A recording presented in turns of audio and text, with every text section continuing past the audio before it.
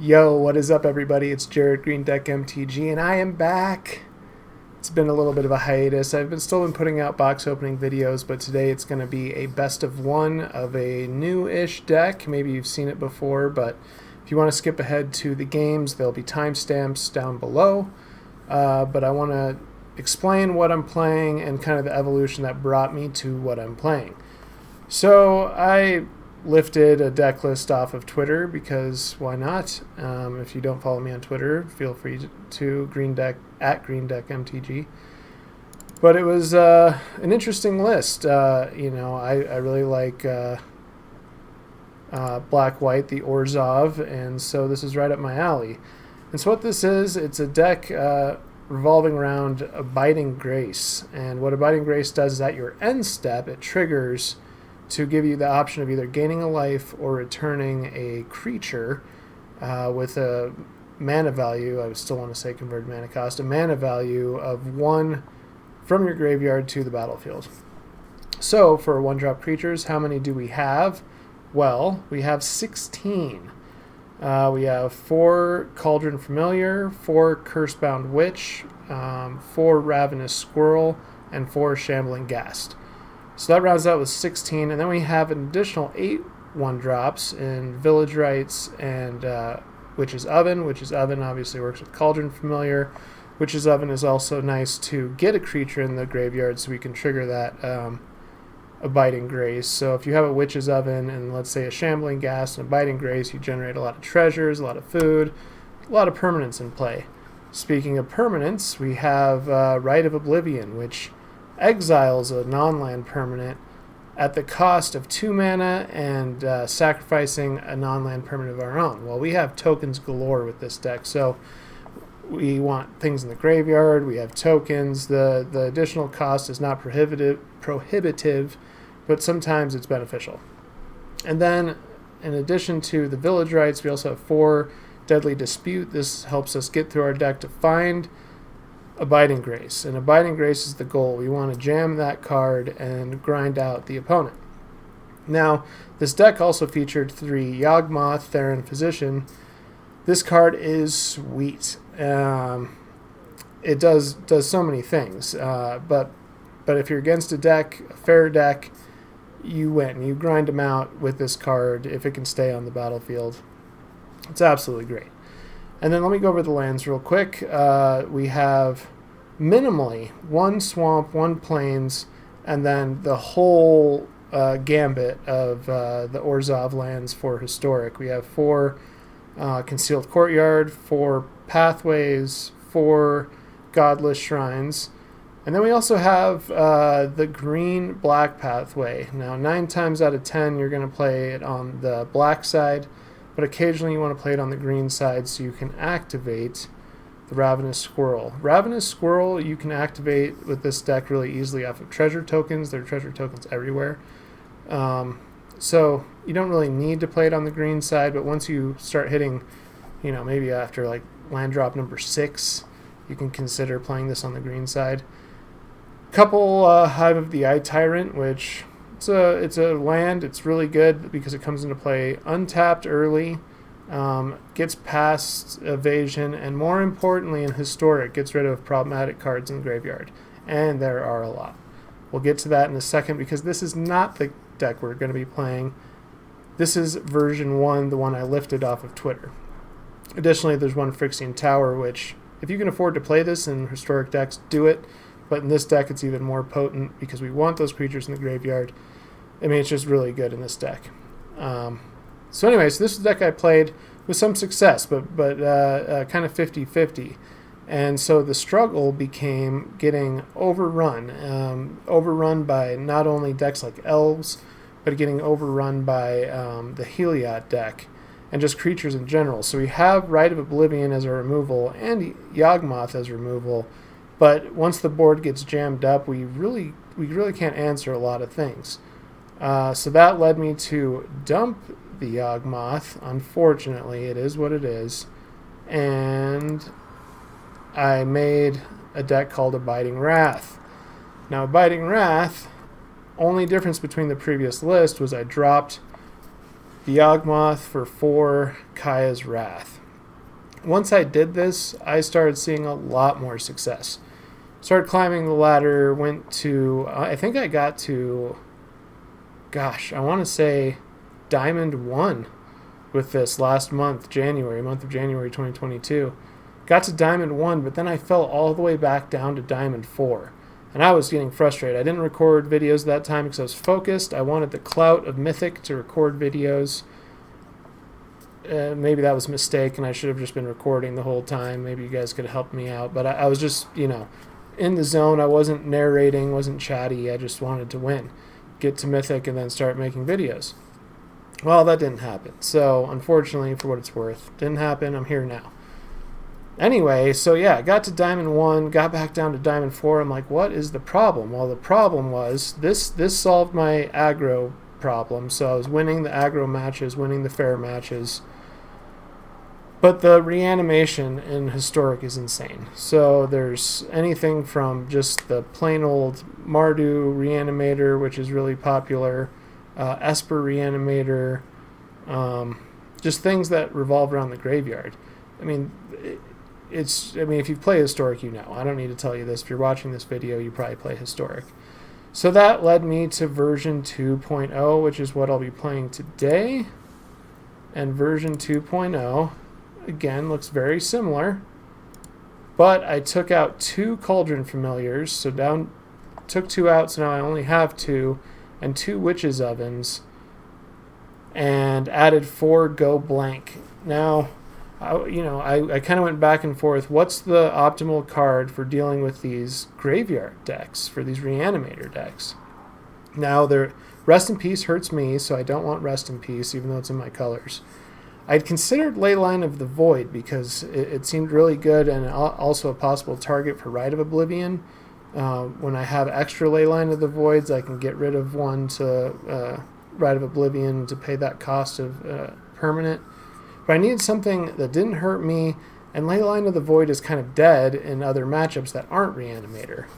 Well, it turns out Go Blank, while kind of, on the surface doesn't seem like something too great against other strategies that aren't Reanimator, ripping 2 cards out of the hand can be pivotal. I mean, I've done it against the Heliod decks, which they don't use the graveyard at all, but just getting 2 cards out of their hand, their last 2 cards sometimes, makes a difference.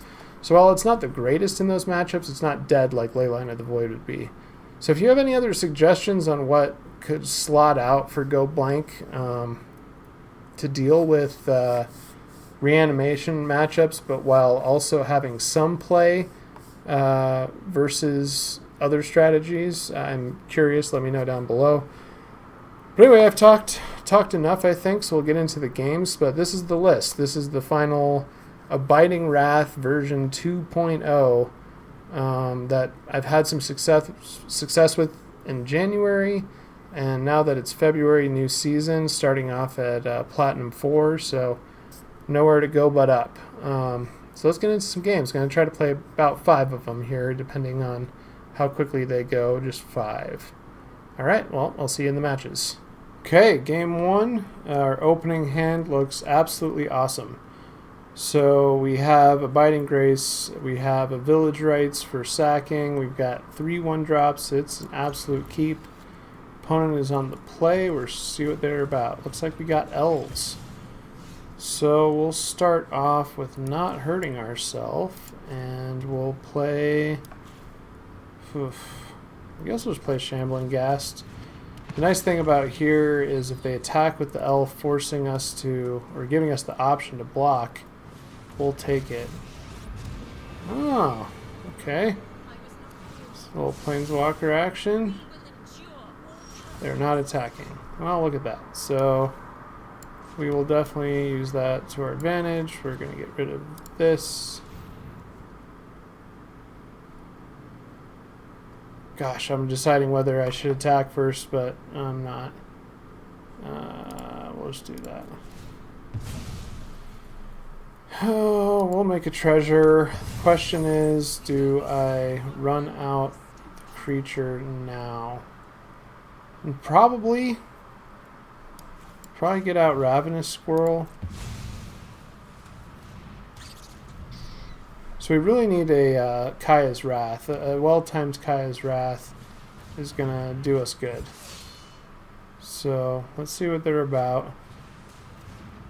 Okay. They have a pretty big board presence, so you go blank. Right now, it's not worth it as much as I would like to use go blank. I mean, maybe it is, but really it's not. You got to get Abiding Grace out. No attacks. We'll get back Shambling Ghast. Pass the turn. Play the Channeler. Okay. Unless they have another pump effect, I don't think they'll attack. Honestly. Because that Channeler will die. Okay. So they go get Crater Hoof? This is interesting. This is really aggressive of them. So we'll block there. Gosh. Do we get rid of Squirrel? I think our life total is a little too important right now. Yeah, we'll block. Why can't I block? There's some reason I can't block that. Why can't I block that? I have no idea. If you know why I can't block that in the comments, let me know. So we'll block that. -1/-1 on their pumper, which will kill their token as well. Alright. Okay, so at this point, I would like to... Does that mean they have Crater Hoof in hand? When Fierce Empath enters the battlefield, search your library for a creature card with mana, put it into your hand, then shuffle. If they didn't find anything, that means it's in their hand. I gotta play Go Blank, right? Yeah, there goes Crater Hoof. Okay. We'll get back Shambling Ghast again. I still don't know why I couldn't block that, so I'm... Oh, jeez. Okay. It's a really good draw, so we'll block there. Yeah. We'll get ourselves a treasure. What a rip! If anyone's watching this, just tell me I'm the best top deck ever. Top decker ever. Alright, if they don't concede here, I'll be shocked. I'm going to go full value and get Squirrel here. They're not conceding. Okay, they can't win. I mean, at all. So we'll play Cauldron Familiar, and we will attack here, see if they block. If they do, we'll sack Cauldron Familiar. Yep. Okay, sack there.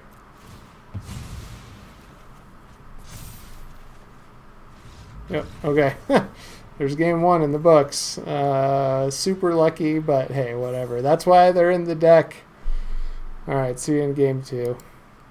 Alright, game two. We are on the play, and the hand looks amazing like last time. Only thing that makes me nervous is running out the Squirrel and having it exiled. So we can't use Village Rites, Rite of Oblivion, or eventually bring it back, but there's no way I'm not playing it on turn one, so it just has me a little nervous to run out an only creature, but hey, here we are. They don't have it. They don't have it, folks. Okay, this could be a number of different decks. We are... Yeah, we'll play their attack, see what they do. Nothing, pass the turn, so... Oh, see, look at this. They're a graveyard deck, and we have Go Blank. Am I just the luckiest guy ever tonight to record a video? Look at this! They just threw a bunch of stuff in the Grumper. So, how greedy do we get? How greedy do we get? So basically by turn 3, we're on the play, so we have a little bit of time. We're definitely not playing it next turn. Gosh, unless they just go all out and throw everything in their graveyard. I still think we don't do it, though. We let them get a little greedy. Because, yeah. So the only thing I would be worried about here... I don't even know what I'd be worried about here. I might actually just do this, because I'm not... It's not a damage race this time. We're going to sack this to get some cards. More go blank. I'm just going to run go blanks back to back after this, so... I mean, it's questionable if I do it now. But I'm going to be a little greedy. They're on the Dragonstorm version, so they're not going to give me any time to recover. Like, if they go off, that's it. Whereas other Reanimator decks might go get, like, the Emissary or something like that. And if they don't name Sorcery, you can get rid of it with Rite of Oblivion. But this deck is going to go off. Oh my goodness. So, hopefully they tap out here. They don't. Okay, well, here's where we cross our fingers and play a go blank and see what they do. It's go time. This will tell me if I should have done it last turn or not. If they have a counter spell, then oops, my bad. And I should have respected their graveyard more. But I'm showing the opponent no respect by waiting a turn. And them tanking a little bit here has got me a little confident.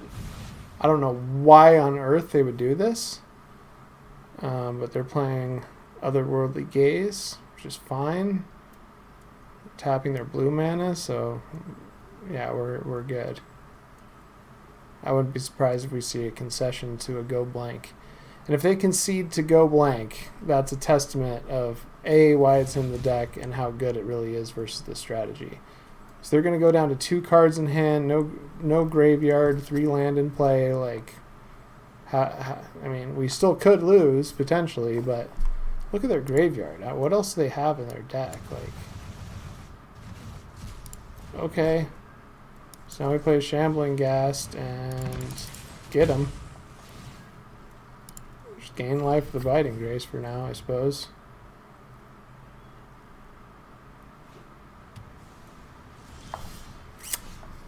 A little nervous here. I kind of want to play Go Blank just to get it over with. Put a nail in the coffin. See what it does. Go Blank number 2, buddy. Yep. No respect. All right. See you in game 3. Okay. Game 3. Hand is not as good as the first 2 games, but absolutely keepable. We have a squirrel. We're on the play. We have a squirrel, a couple ways to get rid of it, to get some cards to dig deeper, so we'll keep. Kaya's Wrath, we're versus, I don't know what we're versus. My guess is some sort of Mardu, maybe Croxa deck. Maybe the food deck. Oh, we are versus Auras. Auras is what we are up against. So... I actually like this. We got tools. So we got tools to beat this deck. Namely, in the a well-timed Kaya's Wrath. We can't go too early because they can rebuild quickly. They draw a lot of cards. Speaking of which, there's a card that draws a lot of cards. So we will sack this, get a treasure. They might not know what we're playing at this point, which is fine. Play that for fun skis, and we will attack. So we're giving an opportunity to draw a card by playing some stuff with Scram in play. Scram says whenever you play, I think it's Aura, Equipment, or Vehicle, draw a card, which, hey, guess what? With Neon Dynasty, this card might get even better. We'll see. I mean, this deck list is pretty solid, I think, for the Auras deck. So they play the Savior, which is fine, because I'm going to kill that with Shambling Ghast. Creatures entering the battlefield or dying don't cause abilities triggers, so I must immediately take care of this Selfless Savior, so we'll do that. And thankfully they didn't draw any cards off Scram there. They're going to sack in response, which is fine. Let that resolve. They get their Hushbringer. Hushbringer is so good in this format, in the historic format. Okay, come at me, bro. Ugh. Ugh. So, this is unfortunate. I think I'm gonna play Godless Shrine tapped. We're gonna get a little greedy. We're gonna attack. No blocks. We're gonna wait. Let's do this correctly. Sack that for a green. And then we'll use this ability here. Draw a card. Oh, that was a pretty good card. Go blank again.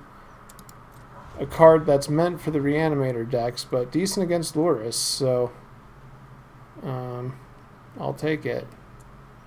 Maybe they're thinking about putting Lurrus in hand? Nope. They're going to run out their hand a bit, which I'm good with. If they don't play an Aura, I'll be shocked here. Okay. Okay. They draw 2 cards. Yeah, I'm going to have to Wrath next turn. Get one more attack. I mean, depending on what happens, maybe they don't block. Ooh, there we go. Ooh, that makes it a little more difficult. They get to keep one thing. Bummerejo. They only attack there. That's weird. Ooh, we might get lucky. Opponent might make a very bad mistake here. If they choose to block and use Selfless Savior, wow. Okay. Oh no, there's letting that die. What I think I'm going to do is play this land here. Play Go Blank. And then at their end step, I'm going to sacrifice Ravenous Squirrel, Kaya's Wrath, hopefully rebuild. That I wish I could get rid of the Selfless Savior. But it is what it is. Okay. And turn. This one's going to be tricky. Portable Hole. That's actually awesome. Okay.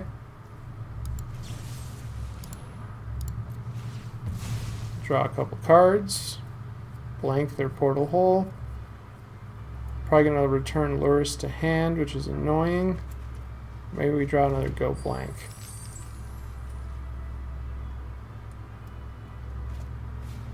They do not put Lurrus in hand. Okay.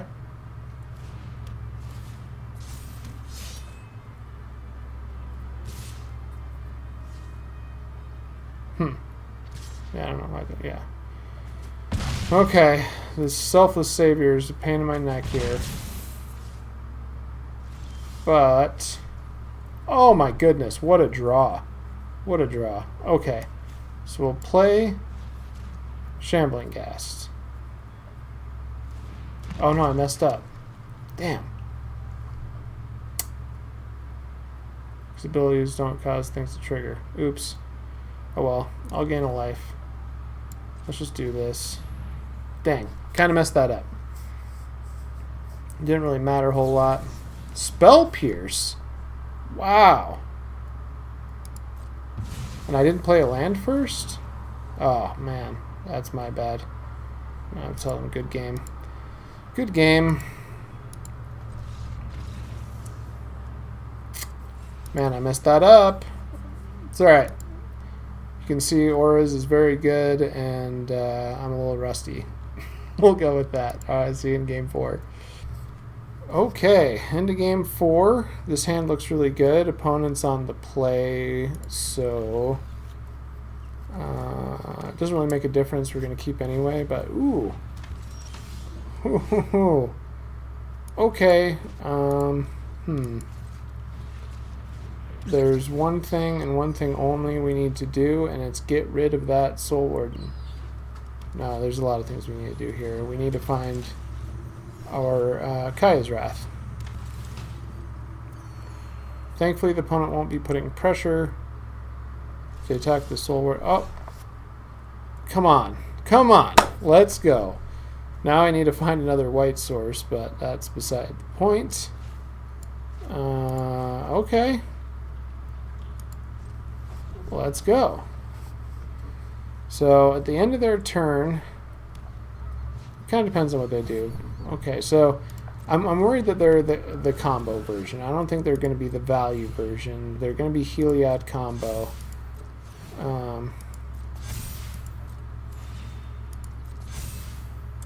Which means, you know what? I might actually just Wrath right away. They have 2 cards in their hand.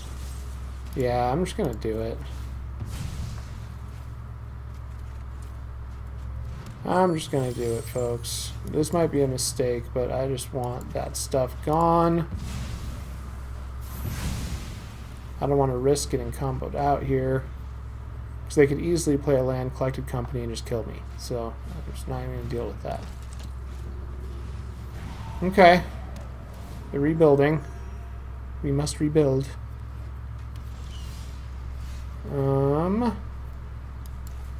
Sure. So we'll play that. Play Squirrel, and we'll get back another Squirrel. And now we can start putting pressure on them. Even though they're at 28 life. I mean, the point here is we're just going to have to just out-attrition them. And I'm not worried about being attacked for 1, so... They're reading Abiding Grace currently. You love to see it. It's such a good card. Ooh, what a great rip. So we'll play that. We'll play this tapped. And we'll attack with both here. Hopefully they choose to block, so that'd be hilarious. No, they don't, so... We're going to sack Cursebound Witch. See what we get. And Cauldron Familiar, please. Cool. And the question is, do we play another? No. We're just going to end turn, get back Cauldron Familiar, or sorry, get back Cursebound Witch, and sack it again at the end of their turn. And so now, I mean, the value's there. We got a treasure token. Ooh. We got a treasure token. We got...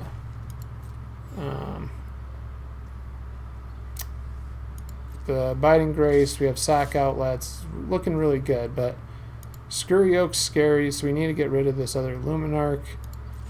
2 damage, I don't care about that. And we're digging. I will Wrath the board away so fast if I find another one. Do I want another Cauldron Familiar? Yeah, sure. That's good enough. Rite of Oblivion's good enough. Okay. So my turn... Oh, perfect. So we'll play Shambling Ghast. Rite of Oblivion here. Sacking Shambling Ghast. -1, -1. If it'll let me click on it. There we go. And the opponent may concede to this. It's not unheard of here.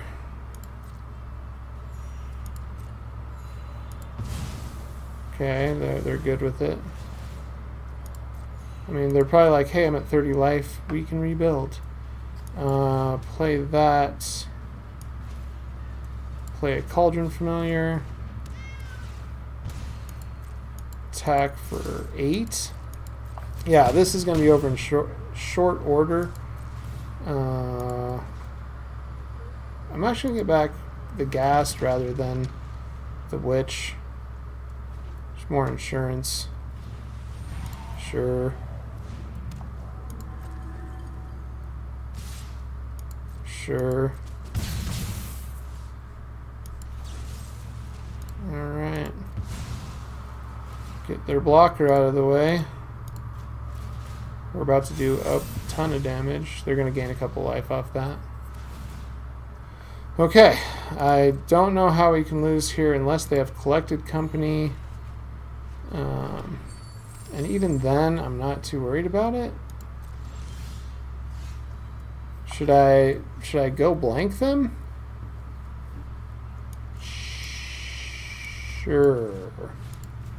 What is in your hand, sir? I don't know what that was. Okay, play Hive of the Eye Tyrant. We'll attack.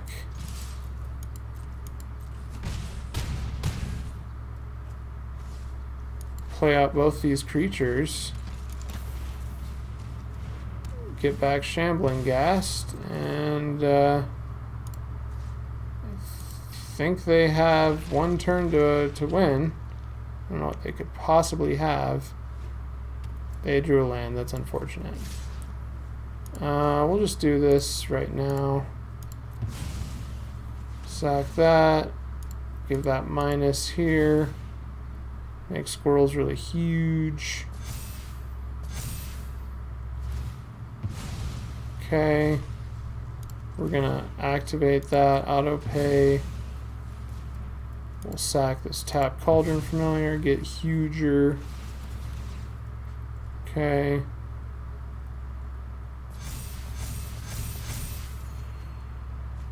We drew another Shambling Ghast. It's hilarious.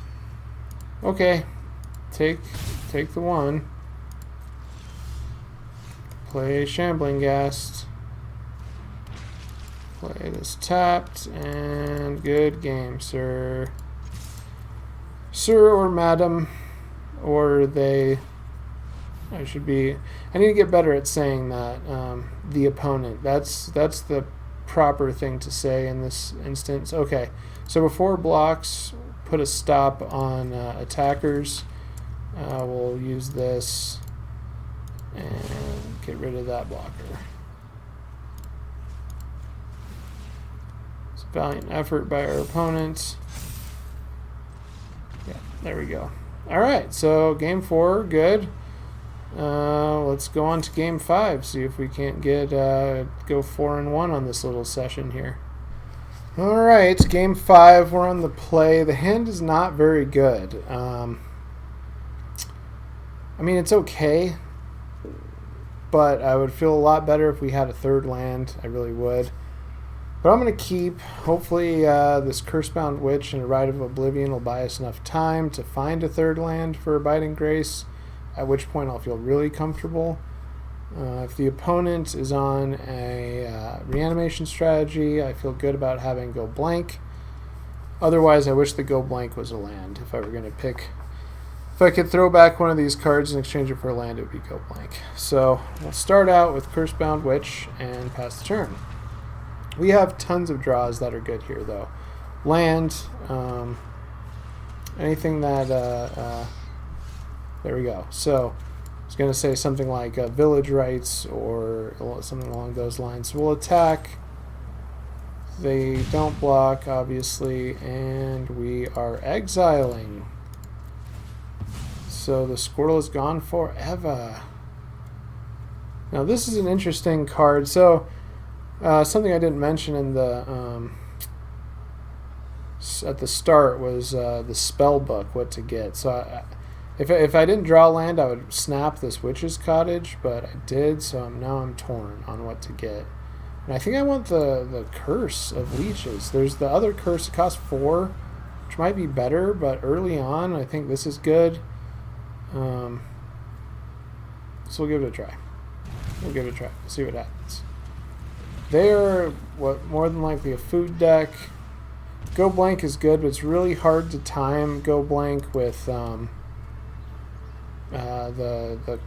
oven cauldron combo. So we're not even going to try it. But what we are going to do is get Abiding Grace into play, which separates us from them. Unless, I mean, they very well could be on the. We could be playing a mirror match, which would be really insane and actually kind of cool. I don't play the Undercrypt here, so maybe they haven't. Ooh, we might be playing the same deck. They're playing Snarl. Wow. Okay. So this could be the mirror match, and they have another Witch's Oven. I was going to try to get rid of Witch's Oven. Okay. We're gonna pay some life because why not? We're gonna curse them. Let's see here, and then we're gonna get rid of this for. I don't even know what we want. We just want more cardboard. This actually could be really funny. The bat, that could be really funny if I just bat beat down. I'm gonna take the bat. So those choices were pretty bad, and unfortunately this deck, or not the deck, but the spell book from the witch can sometimes just be a miss. That would be considered a miss there. There wasn't really anything good, but the bat actually cracks me up, and I think because it's going to negate the life they're gaining from 2 witches ovens. It's still going to do 2 to me every turn.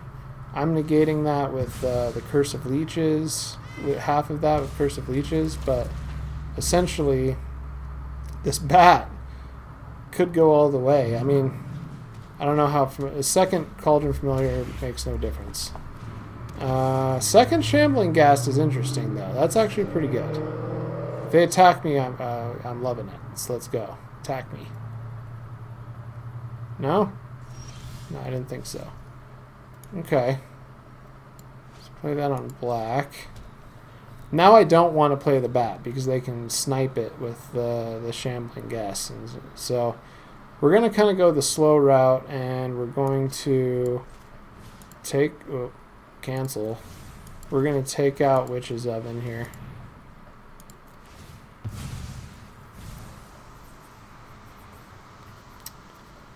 Taking out just the single Witch's Oven will allow Bat to be potent again because they won't be able to use both to sack both Shambling Ghast, kill Bat. Second Leech. Sure. Let's do it. I don't want a second Bat. The Bat's a silly move, but I think it's going to... I think we're going to win with the Bat. That's what I think. So we're going to try it. So another Curse-bound Witch. And we'll get back the other Curse-bound Witch. And let them do their Cauldron thingy. Go Blank's not looking like... It's looking like a dead card in our hand now, but... I mean, our card advantage is... We have card advantage over them, so... Having this Go Blank ride the hand for until the end of time is fine. Yeah, is what it is. So they're back at 20. We're at 14. We have supreme advantage over them. It's not even close. They're looking at Abiding Grace, which is funny. Oh, they have right. Okay. So that kind of makes this more of a fair matchup. Now that they got that. Okay. Sure. Come at me, bro. No, I didn't think so. Did not think so. Okay. Player land. We'll do that and that for... Get rid of their last one here. See what we get. What do we get? What do we get? I don't know what we want. Ooh. Oh yeah, they're just using the oven. Okay, so they got rid of our Abiding Grace. We got rid of both their things. Do I just go real big and just curse them hard? I think I do. Okay, I think I just go full on curses here. Okay, so I'll tap that for color. No. We'll leave the Phyrexian Tower open just in case they want to exile our Curse-bound Witch so we can sack it in response. No attacks. Go ahead. So now without all the manual clicking of the oven and the familiar, we get to drain them for 2 every turn. So things are looking good. You're just cursing them real hard. Yep. All right, so we went 4-1. Should I play one more? If I win one more, it'll put me in tier 3. So let's just do one more. I'll see you in game 6. All right, game 6. I'm playing this extra game. If we win this one, we get to platinum tier 3, which would be pretty cool. But we're here just having fun, trying out this deck, kind of showcasing what it can do. What is this? This fish thing? Is that new? Is something I don't know about? Why would they run out the shepherd right in my face? It's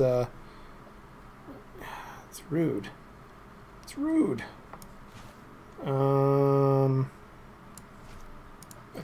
Not going to show him my next time. I'm just going to attack. Going to block? No. Alright, we're going to draw cards. We need a Wrath. So we're going to sack that. Give a -1/-1.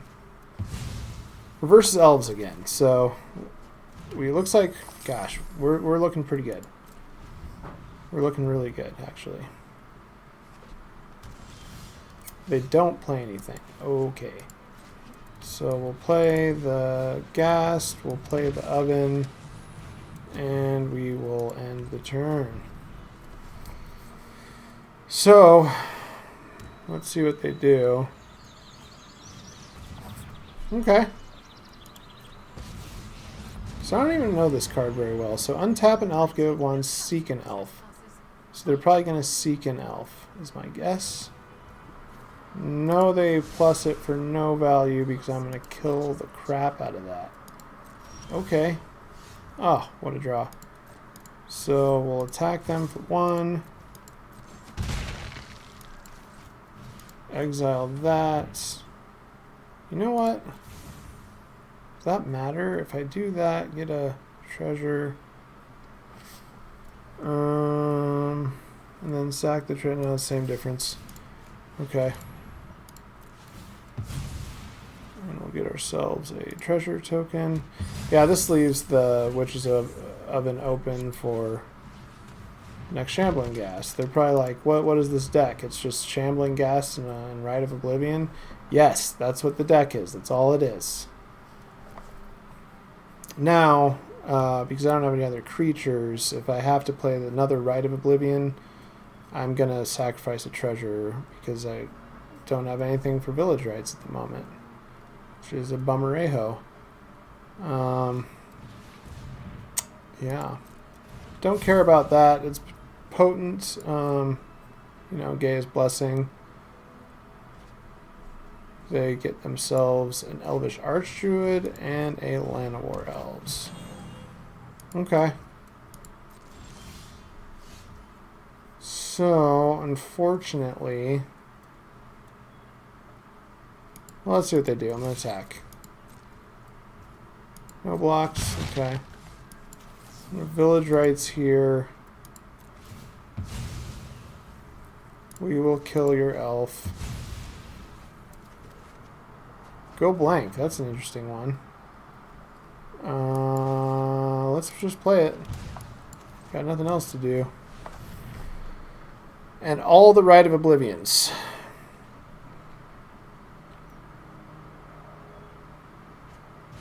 Wow. Gosh, that's so good.